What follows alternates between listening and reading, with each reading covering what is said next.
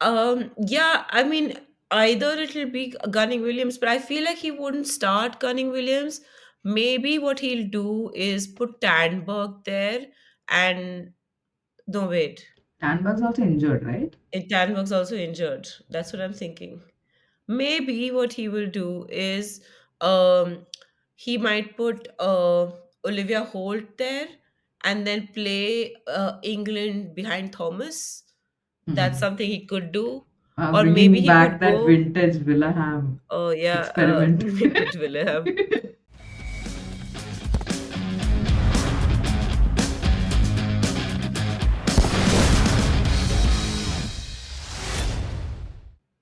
Hello, everyone. You're watching All About the W, your weekly deep dive into the WSL stats, stories, and standout performances. Let's break it all down. I'm Kai, and as always, I'm joined by Ash.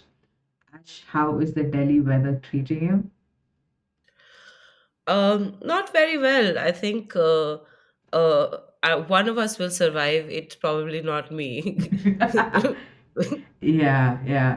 No, I get it. And I mean, Ash is an absolute champion, everyone, for all of those who were there for the live watch along. Ash held on for very long despite being not too well. And obviously, all of you who were there were super kind about it. And yeah, we're really grateful for all of you who turn up to watch like, join us for the watch alongs for the WSL games as well as the championship games.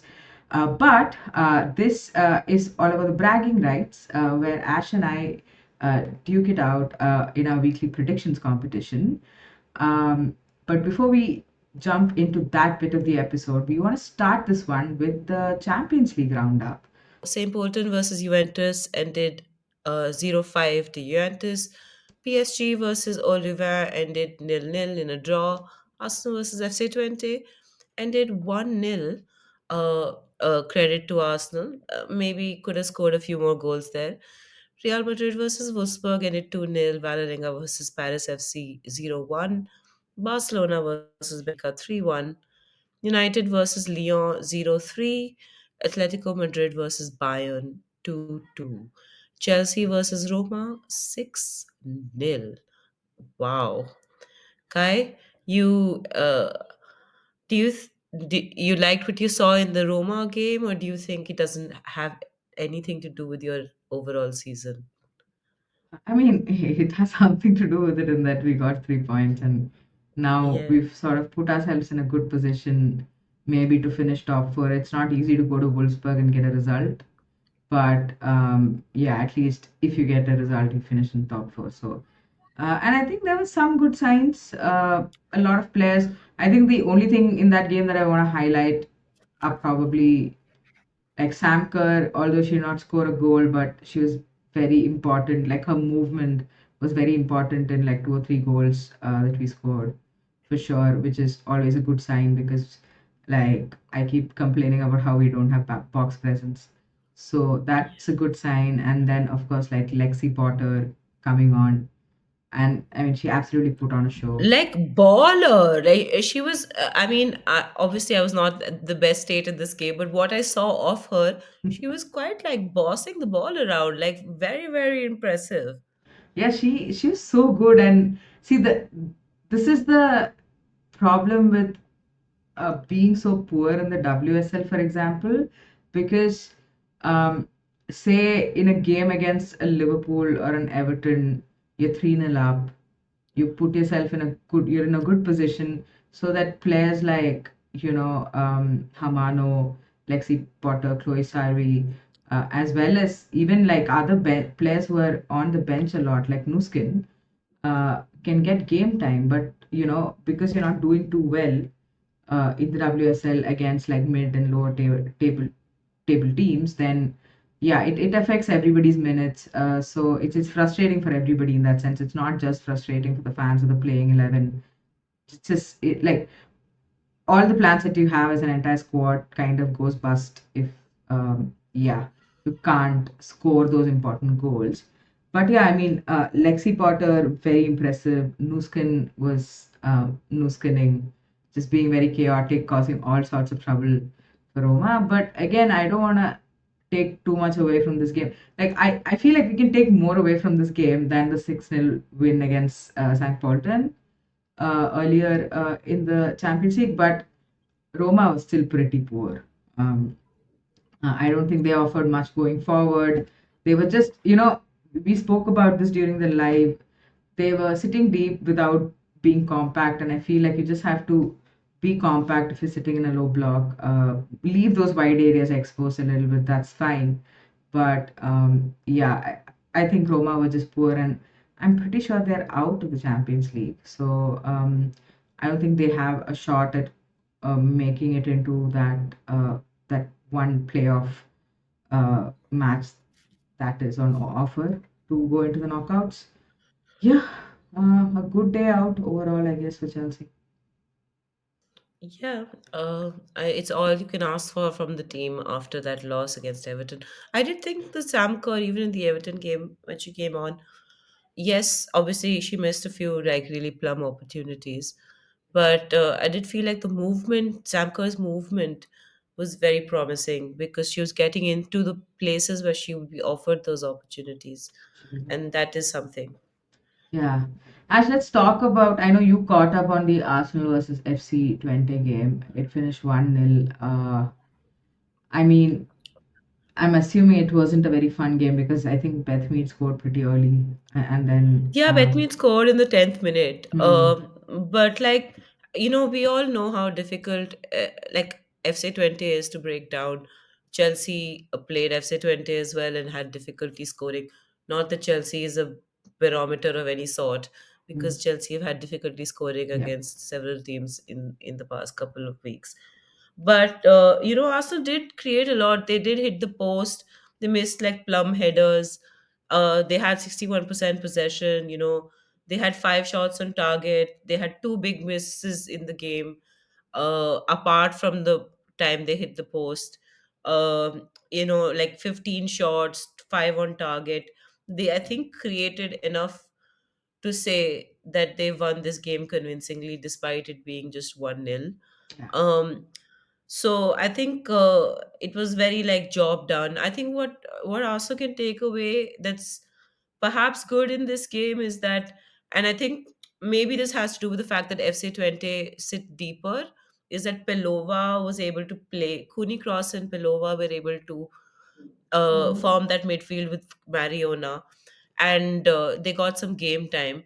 And I think it's really important for like Arsenal's midfield to get game time, because I do think that that this is a busy period is coming up, and they all need to be in the best of form.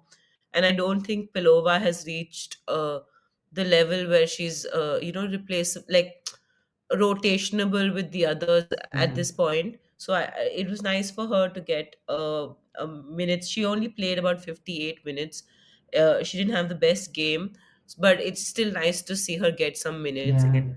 I think, next year is going to be very interesting for a lot of different teams because like Arsenal obviously have that championship cup. I don't know. It's like an equivalent of the Club World Cup. Um, so because they won the Champions League last season, so they have that, which is just a couple of matches. But I think more importantly, the Asia Cup is coming up in March, which means Cooney Cross is going to be away, Steph Catley is going to be away, and a bunch of other players, right? So and every team has like I guess WSL mostly has like Australian as well as Japanese players. Yeah. So it's going to be interesting how they sort of Oh, we uh, haven't thought about this from the city perspective. You think UE being away would be a problem, like for their title run? I mean Yui is going to be away. It's Fujino, I Fujino as guess. well. For you, Toko Koga is going to be away, and I mean, we're not getting WSL title. no, but I mean, it's 1 full month, right? So it's going to be Yeah, an yeah, yeah. important, and of course, like I don't know, there's been rumors about Maika Hamano coming there as well. So Yeah. it's going to be interesting how I mean, obviously teams are going to have to recruit, keeping that in mind because you take Steph Yeah. Catley away from Arsenal. Obviously, Yeah. Leigh Williamson is coming back. Who's going to be that other centre back? They're going to have to probably get one in the in the January Yeah. window. Obviously, Lotte Yeah. Obermoy an option for sure. But yeah, Yeah. lots to think about. Unfortunately, Japan isn't even a team that might get out early and then all the players can be back. Yeah, they're probably, I mean, probably the favorites to win it to some extent, I guess. Yeah, I think At so. I least think so definitely as well. make it to that final four or the final. Yeah. Um, Yeah. yeah. The other team that played a really big fixture, I think, United versus Lyon, which ended 0-3 to Lyon. So before this game started, there was much talk about the lineup that Skinner put out. There was no Toon. I think there was no Zigiotti. Did you think that? And people were saying stuff like small team mentality, etc. Do you think it was a lack of ambition from Skinner? It was a lack of ambition.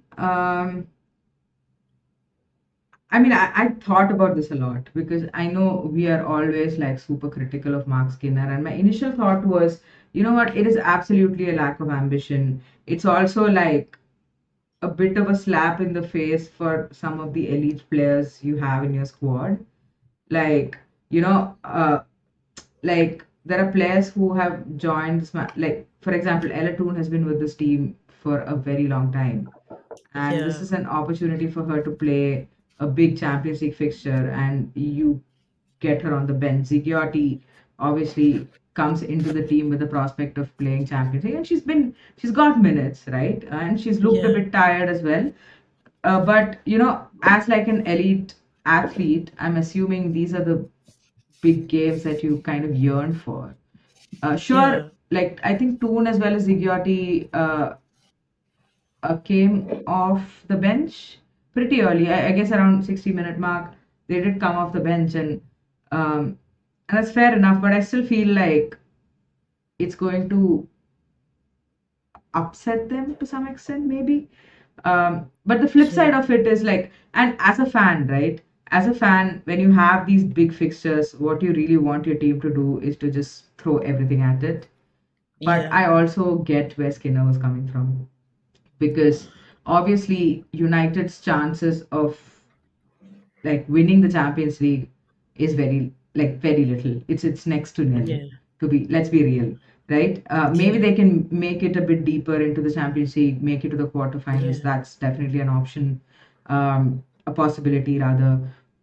But I think Skinner as a manager also needs to figure out and ensure that they don't lose the Champions League spot. Because right now yeah, they are at the risk of, given the squad depth that they have, um, like Arsenal are obviously snapping at their heels in the league, and you want to ensure that you don't lose that third spot. So I yeah. also Also, because understand. they have Spurs up next, and you could argue that Spurs is not that much of a threat, but Spurs is uh has been good this season and is up for the one of those same spots, and so you want to beat the teams in and around you. Those are your competition. So I understand why he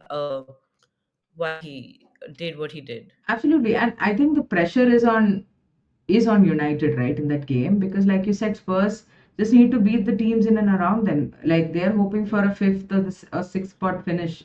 Like that's their ambition for the season. But with United, like retaining the Champions League spot is super important. And I also feel like it's going to be. I'm very excited for this fixture. Maybe we'll talk about it a little more when we preview it. But yeah, I mean, in the game itself, I think it kind of played out the way you would expect it to play out. Um, United were largely defending, and I think they did okay until I guess about until Leo made their big substitutions. It was such a flex. Like around Yeah, 66 minutes, you have Diani, Katoto coming on, and Schrader as well coming on. And like obviously, like even United had Toon and Zigiotti come off the bench, but you know at the 66 and minute Park as mark, well. yeah, and Park as well. And at the 66-minute mark, you're 1-0 up, and you have Katoto and Diani coming on. Yeah, I mean, I mean, that's just, you United cannot compete with that. Let's be real. So yeah, I mean it. I thought United were okay. Obviously, they did not offer anything going forward. The only clear cut chance is probably that one header that kind of goes over the bar. I think was it Rolf or Mallard? I can't remember. I think it was Mallard who puts it over the bar.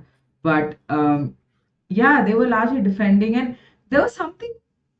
The only thing I will point to is there's something weird about the body language of the players, and that's what kind of makes me like it really looked like the only players who really cared about this game, who were really like putting their heart and soul into this game were Riviere and Miyazawa.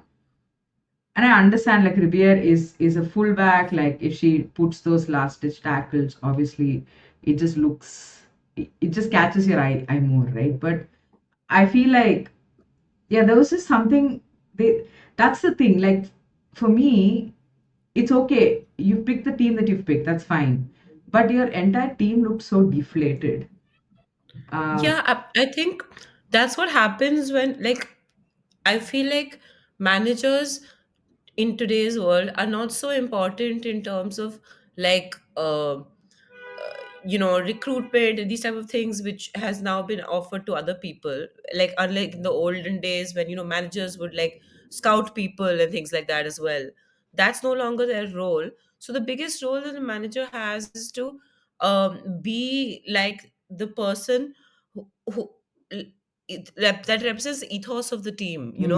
The kind of team that Emma Hayes will produce, the kind of team that even Sonia Bompasta will produce, or um, you know, any of these like elite managers, even Jonas, Yeah. exactly the kind of team Jonas would produce. But I don't think so when Mark Skinner produces a team that is like, okay, we've kind of given up on this game. Why should the players go out there and put their bodies on the line? Because that's what football does, right? You're Yeah. putting your bodies on the line. Going in for those tackles. You're going in for those second balls. You're jumping for the to defend against like corners or whatever. Hmm. You're jumping to get like that header.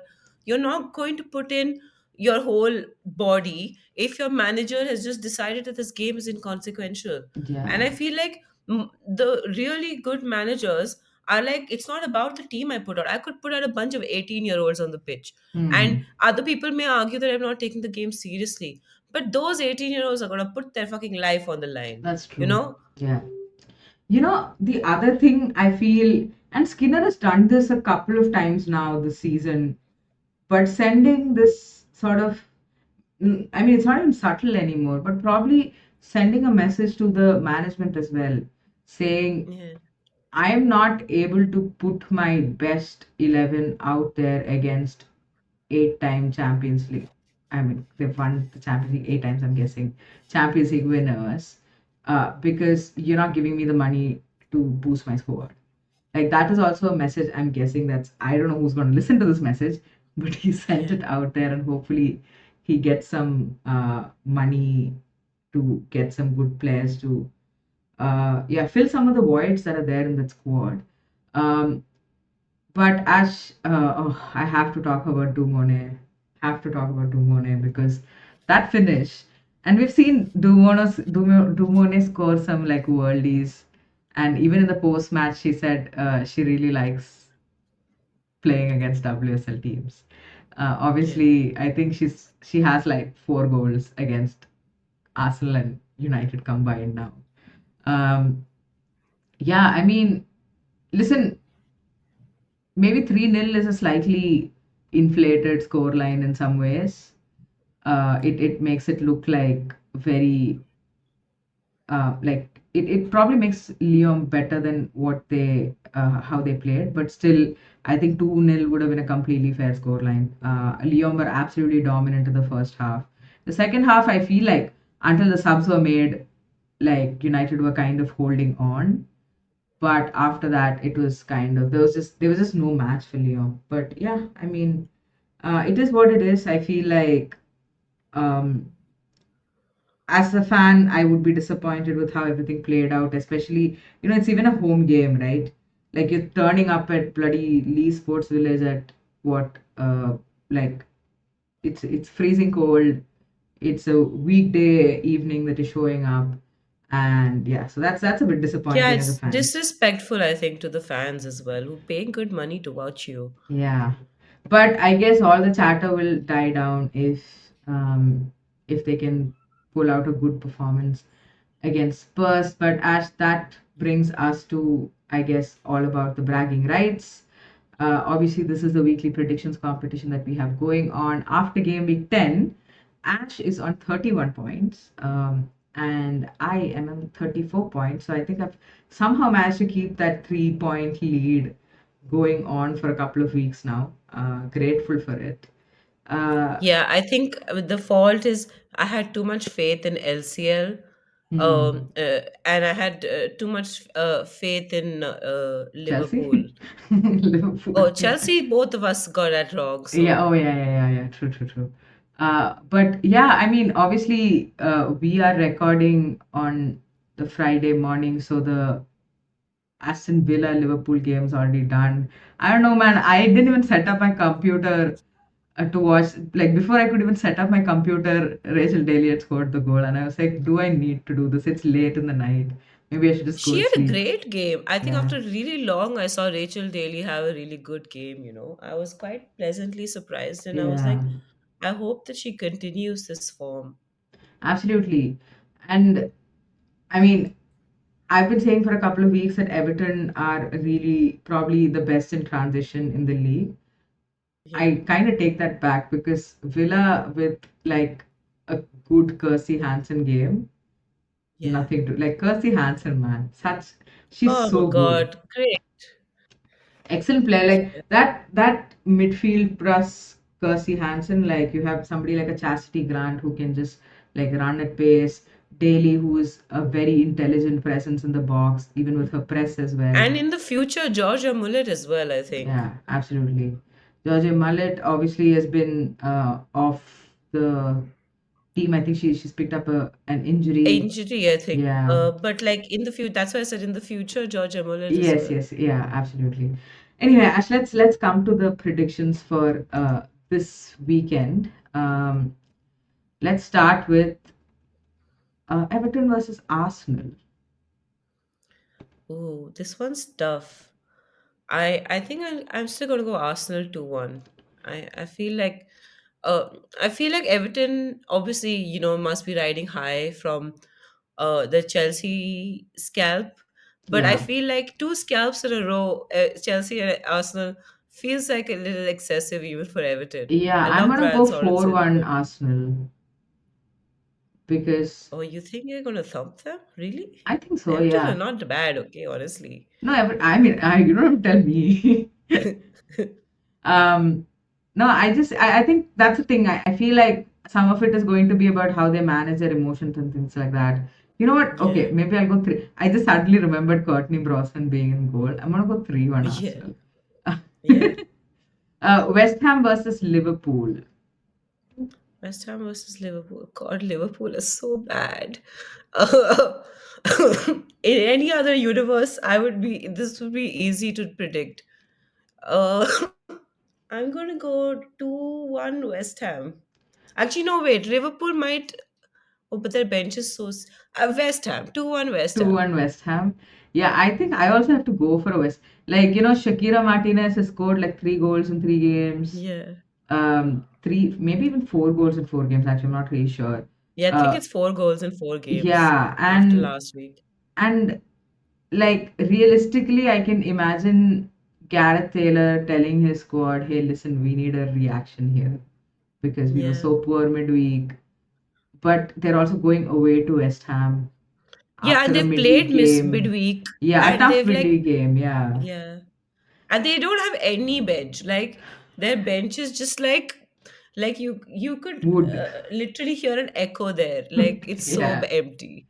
yeah, I know. Yeah, even I have to go with West Ham. I'm gonna go 2-0 West Ham.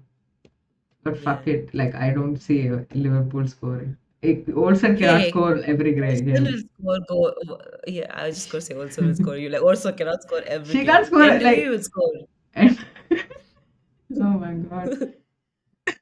Honestly, at this point, right, yesterday I did continue to watch that Liverpool Villa vs Liverpool game, and I was like, every time I watch Liverpool, I keep thinking to myself, oh, maybe today is Enderby's day. Like she has to Yeah, score yeah. that goal. You know what I'm saying?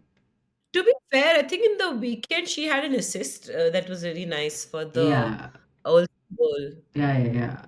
That was a really nice, and also like I expected her to make a completely different pass. I did not Yeah. expect her to make that pass into Olsen, and I feel like that was a good pass. I thought she was going to play it wider or something. But anyway, Manchester City versus Aston Villa. I'm gonna go 3-1 City. I think it'll be Yeah. a tough game though. Uh, I'm going to go. I think City will keep a clean sheet. I'm going to go 2-0 City. Brighton versus Chelsea. Oh, God, it's giving me anxiety now. Oh yeah. Yeah. This one's hard. I'm 2-1 Chelsea. I feel like Chelsea will rally.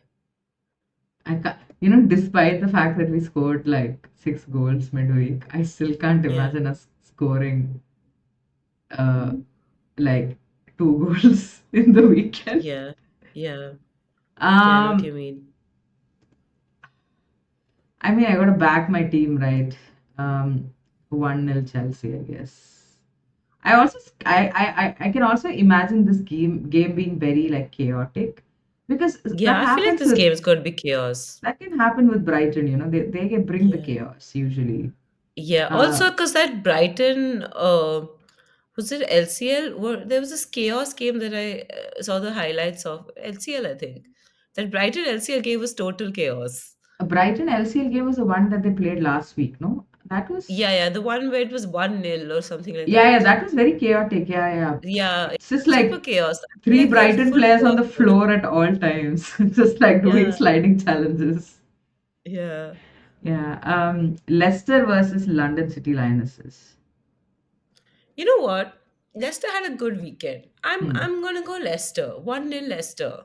That's actually not a bad shout. I was actually gonna predict a draw for this one. I'm gonna Yeah. go. I want to predict 2-2, but there is no universe in which Leicester score 2 goals. So I'm Yeah. gonna go That's why I said 1-1. 1-0. The only universe for Leicester win is a 1-0 victory. Yeah, I just feel like, you know, LCL had the tough game against Brighton. Mhm. And I feel like there is going to be like they've had a pretty good run of games, right? They're Yeah. this like sitting pretty top half of the Mhm. table and all that. But I feel like now this stretch from here on to maybe about Feb March is going to be a bit rough for them. That's what I'm predicting. Yeah. All right. Yeah, the fixture that I'm actually most excited for is United versus Spurs. Um, because of everything I around it, right? Like you have Mark Skinner resting players for the might, like because he's scared of the mighty Tottenham Hotspur. But also like you have Martin Ho, like who kind of know Skinner. They kind of know each other as managers as well, no? Yeah, yeah. I mean, it's little bit of a, like, the rookie and the like that dynamic of Student master. like the master and the pupil sort of Yeah. situation. I mean, I wouldn't go as far as calling him a pupil, but like he Uh, was assistant. It would be the same as if Rene Slegers went up against Jonas or something right. of that sort. Yeah. And I feel like because there are a lot of like United fans that secretly say that some of United's success was due to Ho being there, and then when Ho left, that there was a decline in form Hmm. for briefly. Um, I feel like all these theories kind of like come into play in terms of the contest, but at the end of the day, I also think that Spurs have nothing to lose in this game. Hmm. Because if we beat United, it's wow, oh my god, Tottenham, the mighty Tottenham Hotspur, and Spurs are climbing up the table, and Spurs are in the same points as Arsenal, all of that, yada yada yada. But if we lose the game, it's like not a big deal because United are objectively the better team, and are expected to win that game and stuff like that. So I feel like Spurs can play with a little bit of like a stress free sort of situation where it's just Hmm. like, hey, let's just take this bull by the horns and see where it takes us. Yeah, yeah, I get that. I think, if this fixture was like the other way around, where Spurs were playing at home, Yeah, I would be very, very inclined to predict a Spurs win. But yeah, United is not an easy place to go to. It's not been an easy place to go to for most teams. So, yeah. as much as I am excited, as much as I would love to see an upset, and as much as I'm excited for this game, I still feel like United would sort of edge it. So I'm gonna predict a 2-1 win for United. Yeah, I would like to see what the Spurs team looks like without Jess Naz. Because, Yeah, Ho has played her in most games. I would like to see how we set up without her. I am a little bit worried about our bench strength without Nas there. I don't know what the injury situation on Summonin is. So ideally I would also go for a United victory, but I gotta back my team. yeah. So I'm gonna go draw. I'll say 1-1. Ash, let's talk about the setup a little bit. I know we weren't Yeah. planning to do like a full-blown preview for this fixture, but I was also like the thought of like a Drew Spence versus Zigiotti is like a very, very exciting prospect. But before that, Yeah. like, who do you think is going to slot into that right wing role that I'm assuming Nas has been playing largely, right? Gunning S- Williams? yeah, I mean, either it'll be Gunning Williams, but I feel like he wouldn't start Gunning Williams. Maybe what he'll do is put Tandberg there and no, wait. Tandberg's also injured, right? Tandberg's also injured. That's what I'm thinking. Maybe what he will do is um he might put Olivia Holt there and then play England behind Thomas. That's Hmm. something he could do. Or maybe Bringing he back could that go, vintage Willaham oh yeah, experiment. vintage William. Or maybe he could do a 4-4-2 and play both England and Thomas up top. Yeah, uh, I'm really not sure. It just goes to show how scant Spurs' squad is. Um, like those are. I feel like most likely Holt goes in there, and they just put somebody else in midfield. Most likely England in a 10. yeah, yeah, yeah. I think that's probably the best option that they have. But I'd also like to see somebody like a Cunning Williams get a start and see. I feel like Gunning Williams is because I do feel like she whenever she comes on, she looks really good. Dennis also looks really good. I feel like all the young kids are like up there for starts. And I Hmm. feel like I'd be really grateful if Ho was, because he's been giving them opportunities off the bench, etc. I'd like to see him be brave and just start them, because Yeah, what can we lose? If we lose the game, it's fine. And they're not in defense. If they make a mistake, you're not going to get concede a goal. It's absolutely. fine. Yeah. All right, Ash, your prediction for this game. 1-1. I think I'll go draw. I Ooh. can't see us winning this game. So and I don't want us to predict us losing. So 1-1. Yeah. All right. Okay, I think that wraps up our predictions for the weekend. Just a reminder, if you are new to the channel, please remember to subscribe. And if you are a regular, please hit the like button, comment below, tell us your thoughts on the upcoming weekend, and tell us your predictions as well. Ash and I will be back to review the 11th match day of the WSL on Tuesday. I don't think we're doing any watch alongs this weekend, but we will catch you on Tuesday. Until then, bye bye.